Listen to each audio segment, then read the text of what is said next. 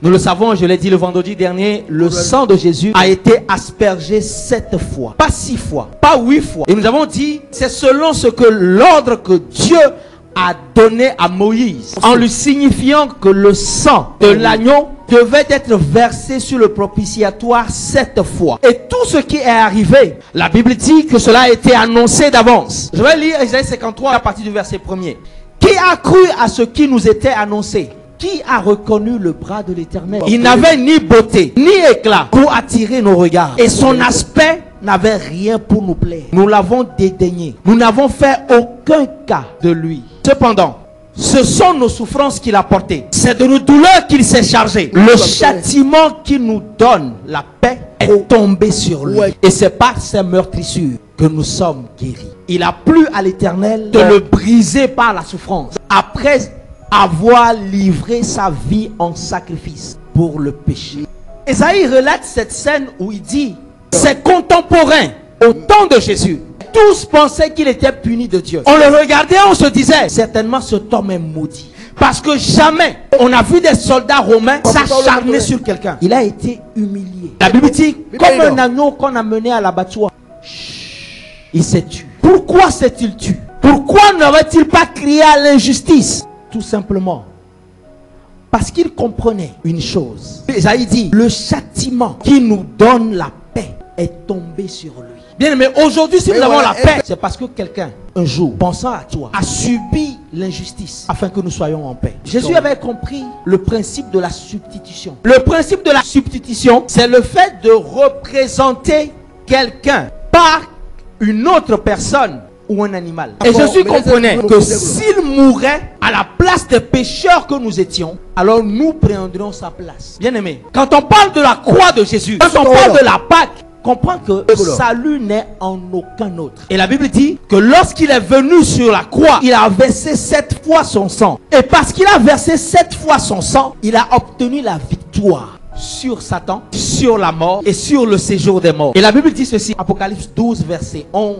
Mais eux, ils l'ont vaincu. Quand la Bible commence cette phrase en disant mais eux, ça veut dire qu'il y avait une génération, une race qui avait déjà échoué. Là où Adam avait été défait, la Bible dit mais toi tu as vaincu. La Bible dit que nous avons vaincu grâce au sacrifice de l'agneau et grâce au témoignage qu'ils l'ont rendu pour lui. Car ils n'ont pas aimé leur vie jusqu'à redouter de mourir. Et le vendredi dernier je te disais qu'il y a 2 choses pour vaincre Satan. La première, c'est le sang de Jésus. Mais le sang seul ne suffit pas. De même qu'en Égypte, recueillir le sang d'un agneau dans une bassine ne suffisait pas. Il fallait encore que le sang soit appliqué sur les portes. Bien aimé, le sang de Jésus est efficace. Mais nous devons l'appliquer pour en voir les effets. Le sang de Jésus n'est efficace que lorsque nous l'appliquons. La seule manière d'appliquer le sang de Jésus, c'est par la parole de notre témoignage. Appliquer le sang de Jésus se fait par la langue. Cela se fait par ce que nous confessons. Je vais bien repréciser cet aspect. Parce que très souvent, nous sous-estimons le pouvoir de notre langue. Il nous arrive parfois, avec notre langue, de nous maudire nous-mêmes. Ou plus simplement, parfois, ce sont des paroles limitantes que nous proclamons sur nos enfants. Surtout quand nous sommes en colère. Parfois, entre époux et épouse. On se lance des mots. On se lance des injures. Oublions que Dieu a mis un pouvoir sur notre langue. Et la Bible dit dans Apocalypse que c'est grâce aux paroles de notre témoignage que nous avons vaincu le sang. Bien aimé, quelle que soit la situation que tu traverses, confesse le sang et témoigne ce que le sang dit. Le sang de Jésus nous a donné 7 choses que nous devons appliquer à notre vie. 7 paroles de témoignage. La première parole de témoignage que la Bible nous a donnée, que nous devons confesser, ce sont des paroles rédemptrice. Ce sont les